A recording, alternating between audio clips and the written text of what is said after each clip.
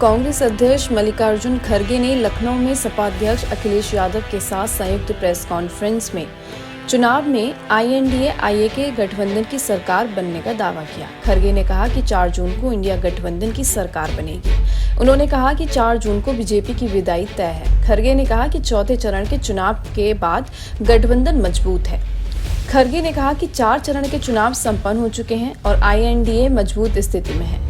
जनता ने PM मोदी की विदाई तय कर दी है। मैं विश्वास के साथ कह सकता हूं कि 4 जून को इंडिया गठबंधन नई सरकार बनाने जा रही है। 2024 का चुनाव सबसे महत्वपूर्ण चुनाव है। यह चुनाव संविधान और लोकतंत्र बचाने का चुनाव है। यह 2 विचारधाराओं के बीच का चुनाव है। उन्होंने कहा कि कांग्रेस ने देश को बहुत कुछ दिया है। महात्मा गांधी ने आज़ादी दिलाई, जवाहरलाल नेहरू ने लोकतंत्र की बुनियाद डाली, डॉक्टर बाबा साहब अम्बेडकर ने संविधान लिखा। ये लोग भाजपा इसे बदलने की कोशिश कर रहे हैं। हम ये नहीं कहते हैं कि हमारे पास इसे साबित करने के लिए कोई सबूत नहीं है। पहली बार RSS के नेता मोहन भागवत ने कहा था कि अगर हम आएंगे तो हम संविधान में बदलाव लाएंगे। उत्तर प्रदेश में तो भाजपा नेता संविधान बदलने की बातें करते ही रहते हैं और मुझे हैरानी होती है कि PM मोदी इस पर चुप बैठे रहते हैं। यह देश संविधान और लोकतंत्र को बचाने का विषय है। इस पर PM मोदी क्यों नहीं बोलते? उत्तर प्रदेश के भूतपूर्व मुख्यमंत्री और हमारे गठबंधन के बड़े साथी श्री अखिलेश जी और इस मंच पर बैठे हुए सभी मेरे दोस्तों और यहाँ पर पधारे हुए हमारे मीडिया के सारे बंधुओं मित्रों, ये नहीं कहता मेरे परिवार के लोग बोल के, तो सभी मेरे दोस्त हैं, सभी आप हमारे अपने इस कॉन्फ्रेंस में बड़ी तादाद के साथ यहाँ पर आए हैं, इसलिए आप सबका मैं शुक्रिया अदा करता हूँ। आप तो जानते हैं मैं कर्नाटक से आया हूँ और मेरी पैदाइश बीदर डिस्ट्रिक्ट में हुई और वहाँ से जब हैदराबाद लिबरेशन के वक्त वहाँ पर थोड़ी गड़बड़ी जब हुई तब मुझे गुलबर्गा लाया गया मेरे पिताजी ने। मेरा घर पूरा जल के खाक हुआ था। मेरी माँ, मेरी बहन, मेरे भाई, मेरे चाचा सभी उसमें ख़त्म हुए थे। तो मेरे पिताजी ने जो बाहर खेत में काम कर रहे थे वो उन्होंने उठा के मेरे को यहाँ गुलबर्गा में घूमते घूमते गुलबर्गा में आए और गुलबर्गा में ही थोड़ी सी पढ़ाई वहीं पर हो गई और उसके बाद में मैं एक ही आदमी अपने घर में था तो इसलिए मुझे हर चीज़ में दिक्कत होती थी। फिर मैं लेकिन थोड़ा लड़ाकू रहने से अब तक मैं जिंदा हूँ। तो ये मेरी अल्प परिचय आपको मैं देना चाहता हूँ और मैं बहुत से चुनाव लड़ा। आप लोगों की दुआ और बुजुर्गों की दुआ, बहुत से हर एक चुनाव में मुझे कांग्रेस ने जिताया और एक ही इलेक्शन 2019 का था, उसमें मुझे थोड़ा सा पीछे हट हो गई। फिर भी परवाह नहीं, ये तो अपनी बात तुम्हारे पास इसलिए रख रहा हूँ कि बहुत से हमारे दोस्तों को अपने बारे में मालूम नहीं होता, क्यों और दूसरे लोग भी ये वो ज़्यादा इसमें इंटरेस्ट लेके पूछते भी नहीं। तो ये प्रेस कॉन्फ्रेंस जो है बड़ा महत्वपूर्ण प्रेस कॉन्फ्रेंस है, क्योंकि अभी तक 4 चरण के चुनाव पूरा हो चुके हैं। इंडिया गठबंधन मजबूत स्थिति में है।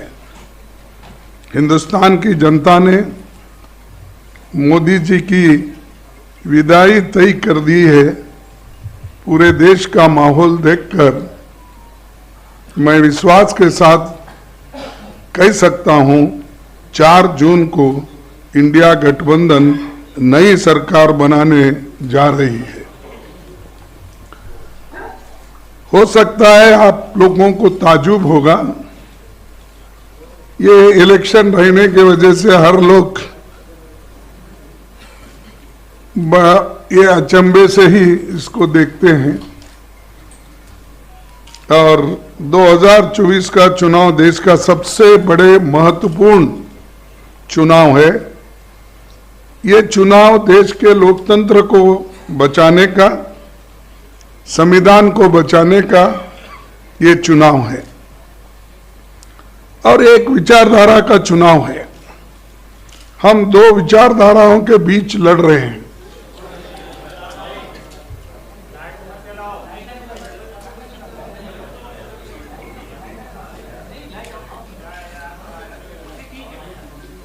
शुरू करो। तो ये 2 विचारधाराओं की लड़ाई भी है। एक तरफ गरीबों के पक्ष में लड़ने वाले पार्टियां एक होकर लड़ रहे हैं और दूसरे तरफ जो अमीरों के साथ रह के अंधश्रद्धा और जो अपने को ठीक लगता है वैसे लोग धर्म के आधार पर, रिलीजन के आधार पर वो लड़ रहे हैं। लेकिन हमारी लड़ाई गरीबों के ओर से है, जिनको खाने के लिए एक वक्त का खाना भी नहीं मिलता, जिनको नौकरी नहीं मिलती और जो लोग एम्प्लॉयमेंट के लिए तरसते हैं। पढ़ लिख के वो लोग रास्ते पे आते हैं, ग्रेजुएट बनने के बाद भी, इंजीनियर बनने के बाद, डॉक्टर बनने के बाद, डिप्लोमा होल्डर रहने के बावजूद भी उनको नौकरी नहीं मिलती। और सरकार में इतने नौकरियां खाली है, उन नौकरियों को भी केंद्र सरकार भर्ती करने के लिए तैयार नहीं है। इसीलिए हमारी जो गठबंधन है, ये गठबंधन बेरोजगारी के खिलाफ और जो कीमतें इतने ज्यादा हो गए हैं उसके खिलाफ लड़ रही है।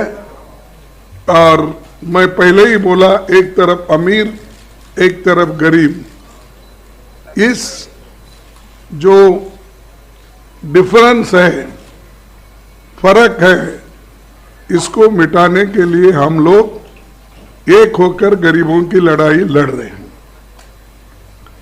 और मुझे ऐसा पहले मेरे 53 साल के पॉलिटिकल जीवन में मैं ऐसा नहीं देखा कि इतनी बड़ी सब पार्टियां मिलके, 26 पार्टियां मिलके एक होके लड़ रहे। तो आप सोचिए लोग कितने नाराज हैं और हर पार्टी के लोग एक होकर किस ढंग से लड़ना चाहते हैं, यही दर्शाता है।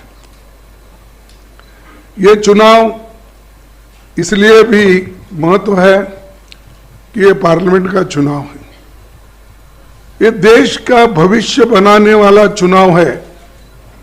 हमारे आगे के पीढ़ी को सुरक्षित रखने का, उनके हकूक की हिफाजत करने के लिए और उनको जो खास करके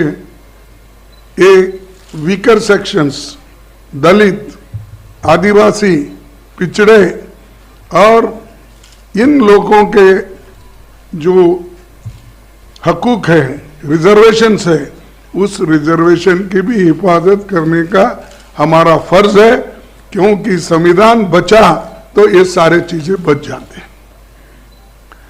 कई लोग ये भी सोचते हैं भाई रिजर्वेशन के बारे में ही बात करते, हमको क्या मिलता। रिजर्वेशन लेने वाले थोड़े लोग हो सकते हैं, लेकिन देश के भविष्य को बनाने के लिए और संविधान को रक्षा करने के लिए, लोकतंत्र को बचाने के लिए हम सब मिलकर काम करना चाहिए, नहीं तो फिर हम गुलामी के अंदर चले जाएंगे। वोट का अधिकार तो सबको है, और वोट है तो डेमोक्रेसी में आप किसी को भी ला सकते हैं। तो जब आप किसी को जो अपने आइडियोलॉजी और विचारधारा पे विश्वास रखते हैं उनको ला सकते हैं। अगर डेमोक्रेसी ही नहीं, अगर ऑटोक्रेसी है, अगर डिक्टेटरशिप है, कहां से अपने विचारधारा को अपने वोट डालेंगे और किसको बोलेंगे। तो इसलिए ये जो है हम आपके लिए, आपके तरफ देखकर ये काम कर रहे हैं, और बहुत बड़ा संघर्ष भी चल रहा है। यहां तक कि अपोजिशन पार्टी के लीडर्स को, जहां पर वो बीजेपी के मजबूत लोग हैं, वहां पर हमारे लोगों को नॉमिनेशन डालने से भी रोक रहे हैं। यहां तक कि अभी से उन्होंने शुरू किया, जिस इलेक्शन एजेंट हम बनाते हैं उसको डरा रहे हैं। और बहुत से ताजुब की बात है, हैदराबाद में मैं देखा कि एक महिला बीजेपी की जो कैंडिडेट है वो तो बुर्का उठा उठा के देख रही, चिट्ठियां कहां से है, क्या है, आप देखे होंगे। तो ये ऐसी स्थिति में फ्री फेयर इलेक्शन होता है? डरा डरा के आप इलेक्शन करते हो। इसीलिए लेवल प्लेइंग ग्राउंड होना चाहिए, लेकिन फिर भी हम लड़ रहे हैं मजबूती के साथ, एक होके आगे बढ़ रहे हैं। और ये 4 इलेक्शन के नतीजे देखने के बाद हमें ऐसा है, रिपोर्ट्स आए हैं कि गठबंधन आगे है और बीजेपी पीछे है। उसके बाद देखिए, देश को तो बहुत कुछ हमने दिया है, खासकर गांधी जी ने जो आजादी दिलाई, नेहरू जी ने जो अपना एक लोकतंत्र का बुनियाद डाला, डॉक्टर बाबा साहब अम्बेडकर ने संविधान लिखा, और इसको पूरा गांधी जी, नेहरू जी और सब जो कॉन्स्टिट्यूंट असेंबली के मेंबर थे वो पूरे सपोर्ट करे, और वो समानता के लिए, एक होकर चलने के लिए और सेक्युलर बेसिस चलने के लिए उन्होंने पूरी कोशिश की, और वो संविधान अब चल रहा है। इसको बदलने की कोशिश ये लोग कर रहे हैं, और हम ये नहीं कहते कि हमारे पास कोई कहने के लिए सबूत नहीं है। ये तो पहली बार हमारे आरएसएस के नेता मोहन भागवत ने कहा, अगर हम आएंगे तो बदलाव लाएंगे संविधान में। और दूसरा कहा, हमारे कर्नाटक में हमको 2/3 मेजॉरिटी इसलिए होना है कि हम संविधान को बदलना चाहते हैं। और उत्तर प्रदेश से तो बीजेपी की ओर से इतने आते हैं कि संविधान बदलने की बात इतने बोलते हैं, तो मुझे ताजुब होता है। और मोदी जी चुप बैठते हैं। अगर आपके पास क्योंकि हिम्मत की बात बहुत करते हैं आप, 56 इंच छाती तो है ही आपका, ये सब करते हैं, तो उनको डराते क्यों नहीं, पार्टी से निकालते क्यों नहीं? भाई ये संविधान के खिलाफ ऐसा नहीं बोलना चाहिए, ये देशद्रोही का काम है, ऐसा बोलिए। अगर कोई गलत स्टेटमेंट देता है उसके ऊपर इतना आप कूद पड़ते हो, लेकिन ये तो देश को बचाने का और संविधान को बचाने का, लोकतंत्र को बचाने का सब्जेक्ट है, विषय है, इस पे आप क्यों नहीं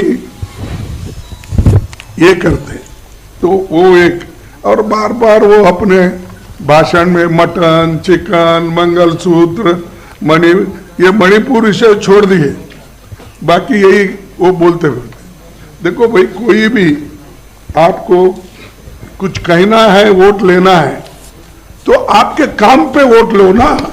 मैंने ये किया, जैसा कि जवाहरलाल नेहरू जी ने बड़े बड़े पब्लिक सेक्टर्स बनाए, HMT, HAL, BEL, BHEL, ये सारे बनाए, और उससे लाखों लोगों को एम्प्लॉयमेंट मिला। बड़े बड़े बांध बनवाए, जिससे हमारा हरी क्रांति इस देश में आ गई। ये काम बताकर आप लोग सिर्फ मैं वो हूं, आज कुछ सुना मैं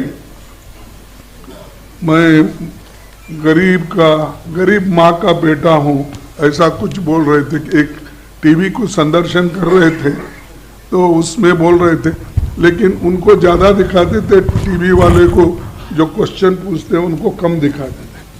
तो वो आमने सामने हुआ कि नहीं मुझे मालूम नहीं, लेकिन ये तो हुआ, दिख रहा था। तो ये चीजें वो खुद बोलते हैं, लेकिन अपने लोगों को सुधारने के लिए, देखो भाई ये गरीबों के खिलाफ है, आप बात मत करो, नहीं तो पार्टी से बाहर जाओ। अगर RSS भी कहती है तो तुम्हारी मदद मुझे नहीं होना चाहिए, मुझे देश इम्पोर्टेंट है, सब मिलकर चलना इम्पोर्टेंट है। ये बातें वो तो नहीं करते, ये आर्थिक, सामाजिक, शैक्षणिक, इसके विषय पे भी वो बात नहीं करते। तो हमको ये कहना है कि हम सब मिलके, गठबंधन के पार्टीज मिलके, हम विशेष ध्यान देकर जो न्याय स्कीम्स हमने लोगों के सामने रखा, 5 न्याय और 25 गारंटी, उसके अलावा भी यहाँ पर जो लोकली स्टेट में बनते हैं वो भी उसमें बहुत जगह जो हो सकता है उसमें शामिल कर सकते हैं बाद में। और ये इसलिए मैं कह रहा हूँ कि एक खास करके दलित, आदिवासी, पिछड़ों, महिलाओं और आर्थिक रूप से कमजोर लोगों को भी आगे लाने के लिए ये जातीय जनगणना हम करने वाले हैं। इसलिए कर रहे हैं कि समाज को तोड़ने के लिए नहीं, जाति जाति में झगड़ा लगाने के लिए नहीं, इसलिए कर रहे हैं किसकी हालत, सामाजिक हालत उसकी क्या है, आर्थिक हालत क्या है और शैक्षणिक हालत क्या है, स्वास्थ्य में उसका कहाँ ठहरा है, इन चीजों को हम देखने के लिए और देखकर उस पर पॉलिसी बनाने के लिए हम कर रहे हैं। मोदी जी उठते ही ये जाति जनगणना देखिए ये लोग कर रहे हैं, वो नहीं, घर का एक्सरे कर रहे हैं, घर में क्या है वो देख रहे हैं। यहां तक भी बोले, कोई प्राइम मिनिस्टर आज तक नहीं बोला, मैं तो नहीं देखा, सुना भी नहीं। आप बहुत से यंग लोग हैं, बूढ़े भी हैं, लेकिन उन्होंने ये बोला, देखो आपके पास अगर घर में 2, अहमदाबाद में मैं भी था, वहां मैं दूसरी जगह भाषण कर रहा था, उन्होंने भी कर रहे थे, उन्होंने बोला देखिए तुम्हारे घर में अगर 2 भैंस है, एक मुसलमानों को देंगे। नहीं, आप सुने नहीं, अगर ऐसा प्राइम मिनिस्टर इतनी झूठ भी बोलते हैं तो हम क्या कहें। और गालियां तो भरपूर देते हमको, जितना कांग्रेस को गालियां देते मैं समझता हूँ राम का नाम भी उन्होंने उतना नहीं लिया होगा जितना हमारे को गालियां देने में, कांग्रेस पार्टी को, सोनिया गांधी को, राहुल गांधी को, और फिर बाद में बचा कुचा रहे तो प्रियंका गांधी को और मेरे को भी शामिल कर लेते हैं। तो मैं इसलिए बोल रहा हूं, हर चीज झूठ, आप कितना झूठ बोलेंगे, और लोगों को मालूम है। इसके बावजूद भी अगर कोई कहता है कि बहुत बड़ा होशियार है, स्टेट्समैन है, अगर कहते हैं तो मैं समझूंगा इस देश की बदकिस्मती है। और मैं ये दावे के साथ कहूंगा कि इंडिया गठबंधन ये जो है बहुत मजबूती के साथ लड़ रहा है और लड़ेगा, और हमारे जितने भी गारंटीज है वो हम सभी महिलाओं के लिए हो, युवाओं के लिए हो, श्रमिकों के लिए हो, किसानों के लिए हो, और बराबरी के हिस्सेदारी का हो, ये सब कुछ हम करके दिखाएंगे। तो मैं इतना ही कहता हूँ, आप सभी को धन्यवाद, बहुत शांति से सुने आपको धन्यवाद करते हुए। और हाँ, मैं एक आपको कहूँगा कि यहाँ पर 5 केजी चावल की भूख चल रही है। मैंने 80 करोड़ लोगों को मुफ्त खाना दिया, 5 केजी देके। अरे भाई, फूड सिक्योरिटी एक्ट तो हमने लाया, कोई भी उस एक्ट के तहत कोर्ट जा सकता है अगर स्टॉप करे। तुमने तो कुछ भी नहीं किया, लेकिन मैं इतने 80 करोड़ लोगों को खाना, आप 5 किलो दे रहे ना, हम गठबंधन की सरकार अगर आएगी हम 10 केजी देंगे, 10 केजी। पहले का जो भी है वो तो है, लेकिन 10 केजी हम देंगे। और ये गारंटी के साथ इसलिए कह रहा हूं कि हम जो करे हैं, देख, अब कर्नाटक में हम किए और तेलंगाना में हमने किया, हम तो स्टेटों में किए। आगे देने वाले 5 केजी मैं दे रहा हूं और मैं उसको आगे देखूंगा, ऐसा कुछ बोल रहे हैं।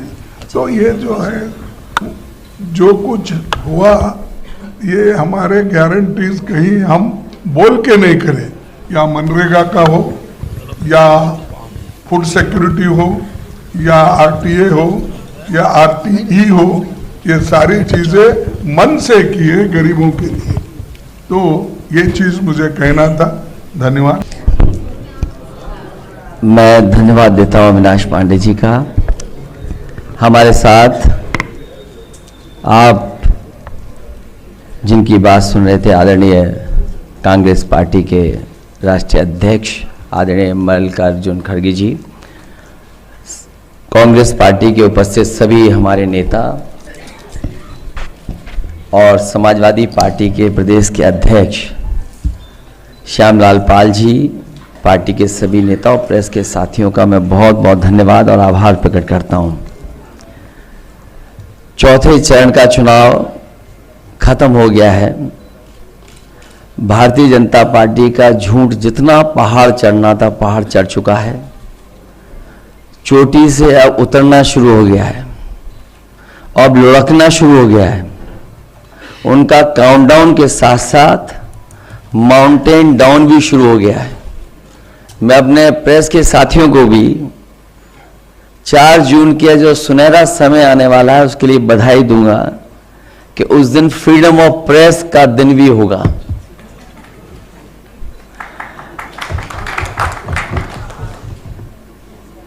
मीडिया मुक्ति और फ्रीडम ऑफ प्रेस का दिन भी 4 जून होगा। भारतीय जनता पार्टी अपने ही नेगेटिव नैरेटिव में उलझ गई है, और जब हम पीछे मुड़ करके देखते हैं, 10 साल दिल्ली की सरकार और लगभग 7 साल उत्तर प्रदेश की सरकार में हर बात उनकी झूठी निकली, वादे उनके झूठे निकले। और हाल में जो हम लोगों ने उनका चुनाव देखा है वो उनकी बूथ कमेटियां लूट कमेटी के तरह काम करने लगी हैं और जो जन समर्थन इंडिया गठबंधन के लिए जनता में दिखाई दे रहा है, आने वाले समय में 140 करोड़ की जनता भारतीय जनता पार्टी को 140 सीटों के लिए भी तरसा देगी। भारतीय जनता पार्टी का रथ फंस नहीं गया है, धंस गया है और इसीलिए उनकी भाषा बदली है। जो उन्हें अपने काम पर वोट मांगना था, वो अपनी भाषणों में भाषा बदल दिए हैं। इसलिए नकारात्मक राजनीति का समय खत्म हो गया है। लोग और देश की जनता बदलाव चाहती है। वो बदलाव 4 जून को आने वाला है। इंडिया गठबंधन की सरकार बनेगी। तमाम जो जनता के लिए और जो हमारा किसान बैठा देख रहा है कि किसान की मदद हो, सहयोग हो, खुशहाली के रास्ते पर किसान जाए, उसे जो झूठा सपना दिखाया गया था आय दोगुनी का और काले कानून ला करके जो उसके साथ अन्याय हुआ था, वो अभी किसान भूला नहीं है। वो थार से जो किसानों की जान गई, थार वाला घटना भी किसान भूला नहीं है। और इनकी सरकार में लाखों किसानों ने आत्महत्या की है। बुंदेलखंड का इलाका उत्तर प्रदेश का वो है जहां पर सबसे ज्यादा किसानों ने आत्महत्या की। जो जन समर्थन मुझे कल दिखाई दिया है, बुंदेलखंड के लोग भारतीय जनता पार्टी को खंड खंड कर देंगे। वहां पर कोई भी खाता खुलने वाला भारतीय जनता पार्टी का नहीं है।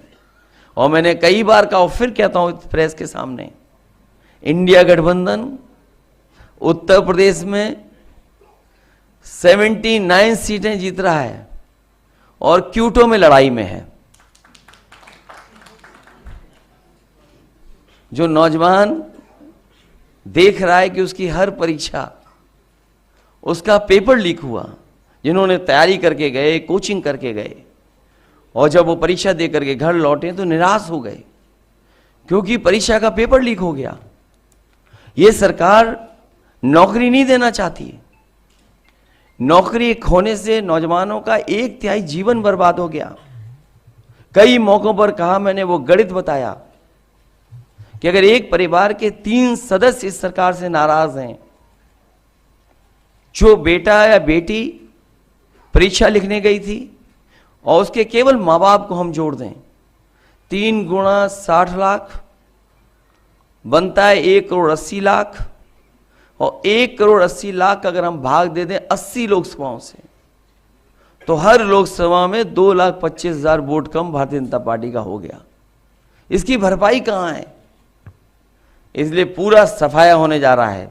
किसान, नौजवान, व्यापारी, हर वर्ग के लोग भारतीय जनता पार्टी की जो पुरानी कहानी है सुन सुन करके थक गए हैं।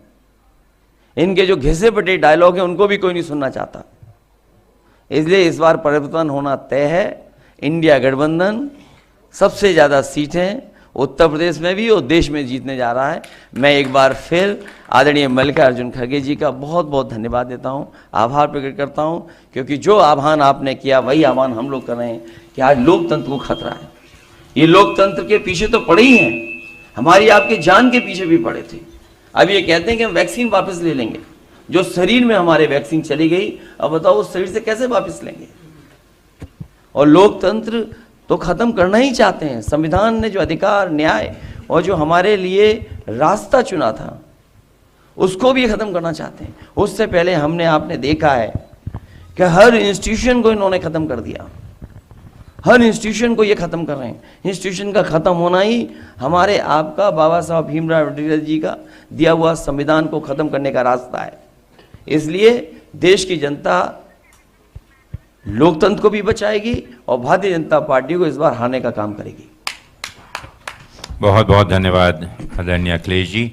साथियों, समय कम है, कुछ प्रश्न आदरणीय खड़गे जी से और अखिलेश जी से आप लोग पूछना चाहें तो पूछें। मैं सबसे पहले आमंत्रित करता हूं जो नाम मेरे पास में आए हुए हैं, आदरणीय भाई वीरेंद्र सिंह जी, भारत समाचार से। वीरेंद्र सिंह जी, थोड़ा सा शांति बनाए रखें, हेलो। समय कम है क्योंकि दोनों आदरणीय नेताओं को आज दिन भर जो कैंपेन लगा हुआ है, मीटिंगें लगी हुई हैं। मेरा सवाल अखिलेश जी से है कि उत्तर प्रदेश में एक चर्चा जो आप लोगों ने चलाई थी कि आरक्षण और संविधान को लेकर, इसको लेकर काफी नीचे तक चर्चा चलाने में आप लोग तो कामयाब हो गए हैं।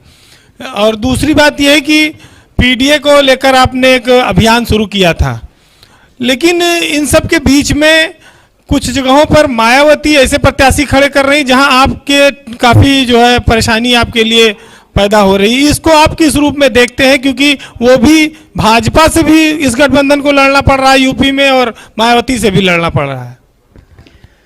इंडिया गठबंधन की रणनीति पीडीए और इस मौके पर आदरणीय मल्लिका खड़गे जी भी हैं। मैं यही अपील करूंगा कि बहुजन समाज के लोग जो बाबा साहब भीमराव अंबेडकर जी की आस्था रखते हैं, उनके रास्ते पर उनके बनाए हुए संविधान को बचाना चाहते हैं, अपना वोट खराब न करें। जो इंडिया गठबंधन है उसकी मदद करें, जिससे लोकतंत्र को और मजबूत किया जा सके। श्री कुमार अभिषेक जी, आज तक।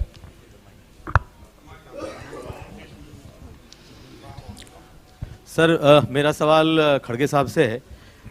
प्रधानमंत्री ने कहा कि 400 पार, कल अमित शाह जी ने कहा है कि 4 चरणों में हम 270 क्रॉस कर चुके हैं।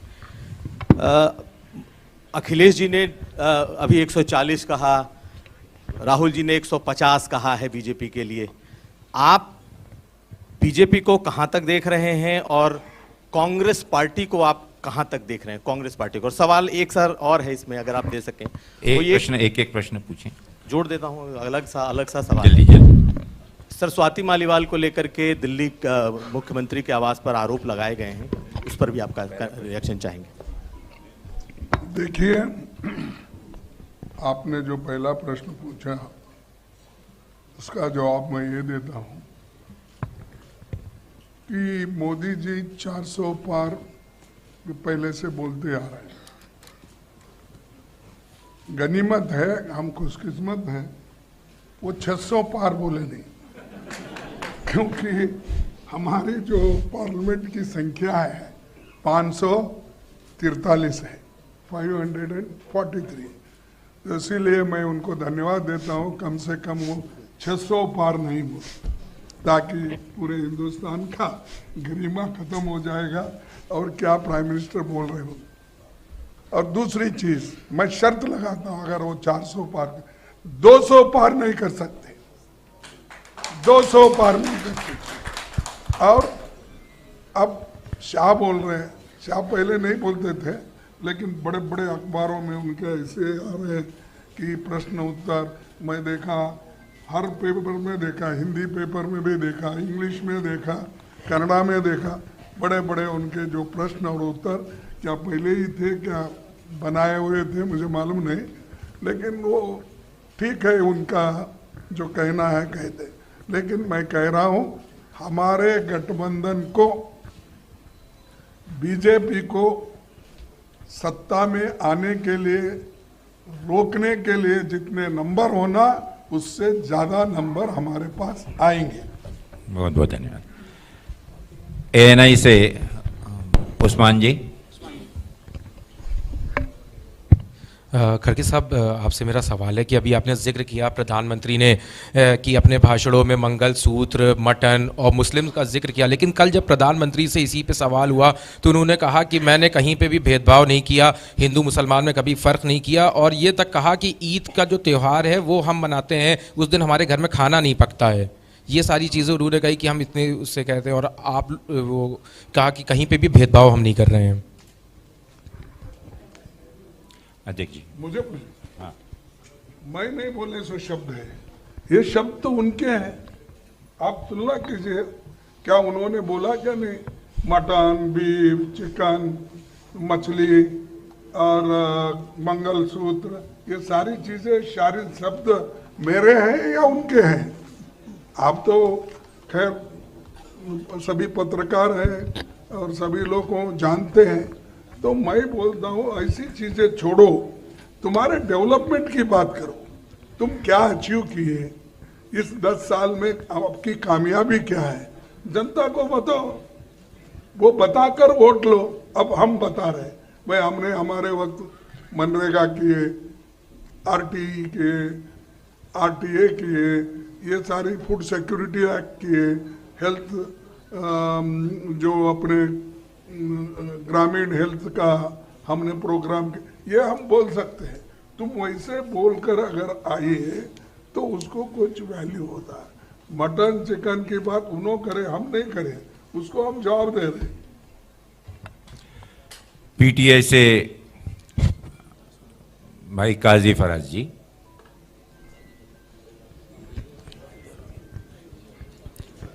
पीटीआई अमर उजाला। इसलिए चाहिए बीजेपी को, और क्योंकि वो संविधान और आरक्षण को कहीं ना कहीं आरक्षण खत्म करना चाहते हैं, संविधान चेंज करना चाहते हैं। बट बीजेपी लगातार कह रही है कि एक नेगेटिव प्रोपेगेंडा है आप लोगों का उनके खिलाफ, और वो ऐसा कुछ नहीं करने जा रहे हैं। और एक सवाल खड़गे सर आपसे भी है कि कास्ट बेस जो सेंसस की बात चल रही है, राहुल जी ने भी बोला है, बीजेपी ये कह रही है कि you want to divide people on the basis of caste, that's why you are talking about caste based census. Akhilesh ji. Bharatiya Janata party पे भरोसा कौन करेगा? ये क्या कब क्या कर दें? किसी को पता था कि अग्निवीर व्यवस्था आ जाएगी? अग्नि व्यवस्था की इन्होंने। किसी को पता था कि नोटबंदी हो जाएगी? नोटबंदी की इन्होंने।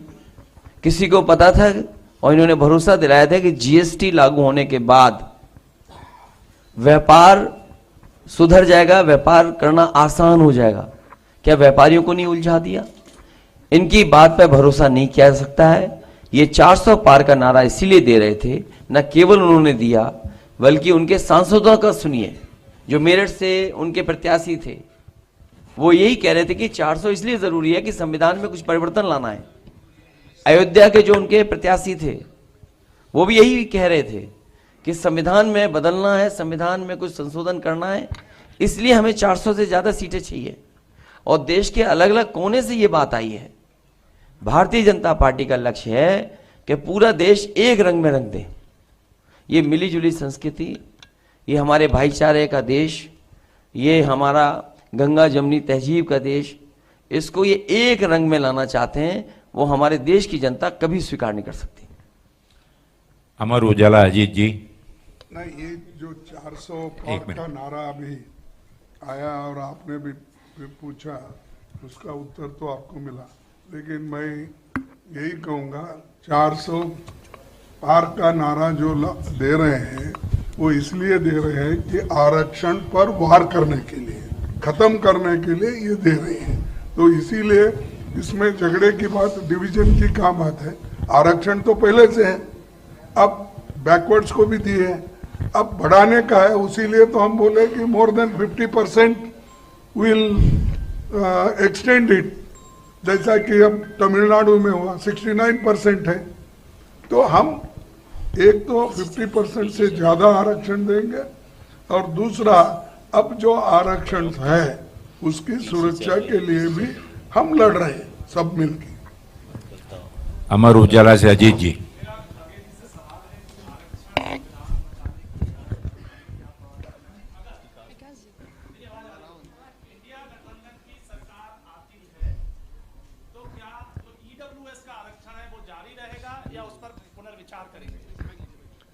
ये देखिए, सिर्फ रिजर्वेशन बचाने के लिए नहीं है, ये एक मुद्दा है कि रिजर्वेशन का एक मुद्दा है अलग, लेकिन आपके फंडामेंटल राइट्स कहाँ बचेंगे? आपका फ्रीडम ऑफ एक्सप्रेशन कहाँ रहेगा? आपको भी जेल में डाल रहे हैं, हमको तो छोड़िए, पॉलिटिकली डाल रहे। आप अगर ठीक बात करें, freedom of expression, freedom of writing, ये सब चले जाएगा ना। इसीलिए हम ये बात कर रहे, सबकी बात कर रहे हैं, उसमें रिजर्वेशन की बात एक मुद्दा है। तो हमारे फंडामेंटल राइट्स जितने भी है उसको बचाना एक है, आरक्षण बचाना अलग है, और उसी के साथ जो हमारे को ये प्रॉपर्टी राइट्स है, सब ये सब संविधान में है, उसकी भी रक्षा उसमें होती है। इन्होंने जो अलग अलग तोड़ फोड़ के जो बोल रहे हैं, ये लोगों को डिवाइड करने के लिए वो खुद बोल रहे हैं, ये सबको मालूम है। दैनिक जागरण मनोज त्रिपाठी जी।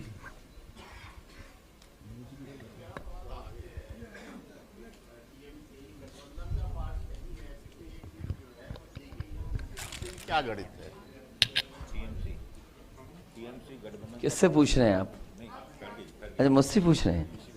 हमारी दोस्ती ऐसी ही चलती है, दोस्त बनाते हैं हम लोग, सबको साथ लेके चलते हैं। हिंदुस्तान अजीत खरे जी।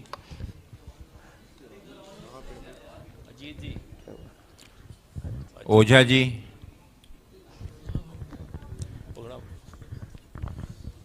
मेरा सवाल खड़गे साहब से है। कांग्रेस का जो न्याय पत्र है, यही गठबंधन का, क्या माना जाए कि गठबंधन का भी यही घोषणा पत्र है या संयोजक? जो आपका न्याय पत्र है, जो घोषणा पत्र है, वह क्या जो आपके सभी सहयोगी दल हैं सबका वही घोषणा पत्र है या कोई कॉमन मिनिमम प्रोग्राम बनाएंगे आप लोग?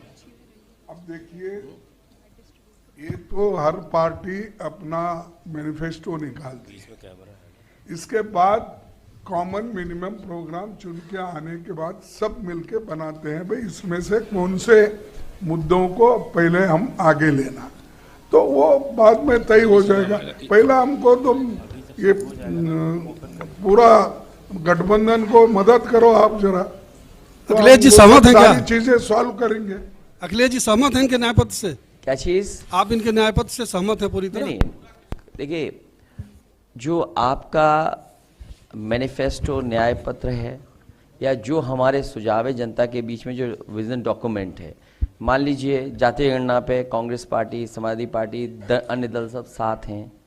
मान लीजिए हम जनता में ये कह रहे थे कि आटा और डाटा फ्री मिलेगा, अभी कांग्रेस पार्टी कह रही है कि, और इन्होंने पहले से फूड सिक्योरिटी एक्ट लाए हैं, राशन में सुधार लाएंगे, मात्रा बढ़ाएंगे, तो हमारे इनमें फ़र्क क्या है?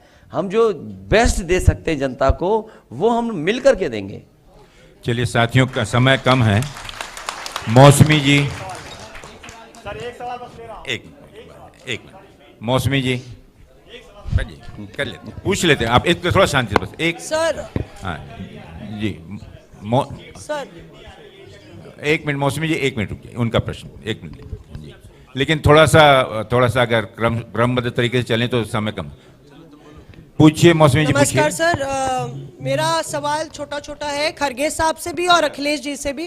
खरगे साहब, मेरा सवाल आपसे ये है कि एक वोटर्स में मायूसी देखने को मिल रही है, वोट प्रतिशत थोड़ा कम हुआ है, क्या आपको लगता है कि कौन सा वोटर घर पे बैठा है? बीजेपी के नेता ये कह रहे हैं कि यूथ बाहर नहीं निकल रहा, जो राम मंदिर के दौरान 3 दिन आगे पीछे बाहर सड़कों पर दिखा था, तो कौन सा वोटर घर बैठ गया? क्या 400 का नारा बैकफायर किया है?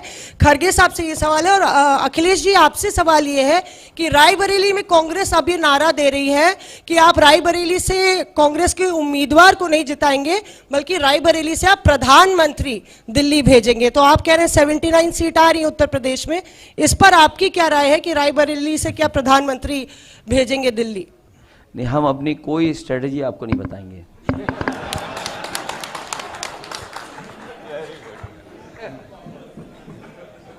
मैं किस बूथ पे बीजेपी हारी हम क्यों बता दें इनको? नहीं, मैं राहुल गांधी पर सवाल कर रही हूं। उसमें भी कोई नहीं बताइए, हमारा स्ट्रेटजी का पार्ट है। अब मैं आखिरी एक है मिस्टर राजीव सिंह। अविनाश जी, खरगे साहब से पूछना चाहते हैं, 400 का क्या नारा बैकफायर कर गया है बीजेपी के? अखिलेश जी ने जवाब नहीं दिया खरगे साहब से कि 400 का नारा क्या बैकफायर कर गया है बीजेपी के लिए? जो कम वोट प्रतिशत है वो किसका वोटर घर बैठा है? देखिए, वोटर किसका है तो अभी हम उसका जवाब दे चुके हैं, लेकिन ये आप युवा पूरे नाराज है, इसलिए अनएम्प्लॉयमेंट, ये जो बेरोजगारी का ये है मुद्दा है, इसीलिए बहुत से युवा जो उनके आगे पीछे पहले फिरते थे अब कम इसलिए हुए कि उन्होंने जो वायदे किए थे चलिए अब उन्होंने कभी नहीं निभाए। शांति जी आप अरे कोई नहीं डराएगा बोलिए किसी को। बोलिए। खड़गे जी आखिरी प्रश्न। खड़गे जी, प्रमोद कृष्णन कह रहे हैं कि अगर राहुल गांधी आएंगे एक तो मिनट, राम मंदिर उनका का प्रश्न फैसला आ बदलना जाने चाहते दीजिए। हैं। अरे यार,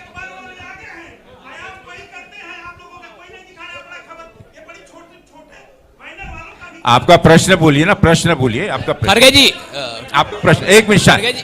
ऐसा मीटिंग, ऐसा प्रेस कॉन्फ्रेंस खराब मत करिए भाई, खराब माहौल खराब मत। सब लोग शांति, आप भी शांति से बैठिए। आपका प्रश्न पूछिए, जल्दी प्रश्न पूछिए। खड़गे जी, मेरा सवाल है आपसे कि एक मिनट, उनका प्रश्न है। आपके लिए अलग कह से रहे हैं, खड़गे जी, प्रमोद कृष्णन कह रहे हैं कि अगर राहुल गांधी आते हैं तो वो चाह रहे थे कि राम मंदिर का फैसला बदल दिया जाए। इसको किस तरीके से देखती है, पार्टी का क्या स्टैंड है इस पे? हाँ।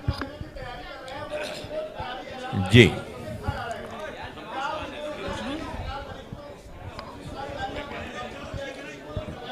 हाँ सर, सर एक प्रश्न देखिए साथियों, प्रश्न सर, काफी न्यूज- हो चुके हैं और सर- निकलना होगा। ये प्रश्न का उत्तर अखिलेश जी, बाकी लोग शांति से सुने प्लीज। सर न्यूज 18 से एक है। खड़गे जी, ये हमारे दोनों इंडिया गठबंधन बैठ जाइए। समाजवादी पार्टी के विजन डॉक्यूमेंट में है कि जिन नौजवानों को नौकरी मिल जानी आप चाहिए जरा- आप वो डिस्टर्ब नौकरी मत- दी जाएंगी। डिस्टर्ब मत करिए। ये इंडिया गठबंधन के मैनिफेस्टो में भी है, समाजवादी पार्टी के विजन डॉक्यूमेंट में भी है कि जितनी सरकारी नौकरियां हैं उनको भरा जाएगा, प्राथमिकता पे नौजवानों को नौकरी मिलेगी।